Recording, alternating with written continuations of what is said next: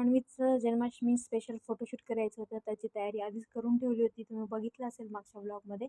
आणि त्यानंतर मी रेडी झाले आणि पिलूला रेडी केलं. पण त्याला जो पहिली धोती घातली तो अजिबात त्याला आवडली नाही. त्यामुळे तो चिडचिड करत होता. त्याच्यामुळे ती चेंज केली, परत त्याला तयार केलं आणि त्याच्यामध्ये मग तो कम्फर्टेबल होता. आणि ते छान-छान फोटो काढण्यासाठी आजी त्याला छान खेळवत आहे. थोडा वेळ शांत बसला. त्यानंतर आम्ही फोटोज आणि व्हिडिओज पटपट सर्व काढून घेतले. नंतर मात्र तो सर्व एन्जॉय करत होता, छान खेळत होता. त्याने खूप मस्त आणि असे व्हिडिओज काढले. त्यानंतर मी माझे व्हिडिओ काढले, फोटोज काढले आणि दुपारच्या वेळेला आम्ही बाहेर पडलो, कारण पिल्लूच्या अन्नप्राशनसाठी काही सामान घ्यायचं होतं. थोड्याफार गोष्टी होत्या त्या आम्ही घेतल्या. जन्माष्टमीसाठी खूप छान असे पाळणेसुद्धा आलेले आहेत मार्केटमध्ये आणि यांच्यासाठी कुर्ता घ्यायचा होता, तो आम्ही इथे आलो.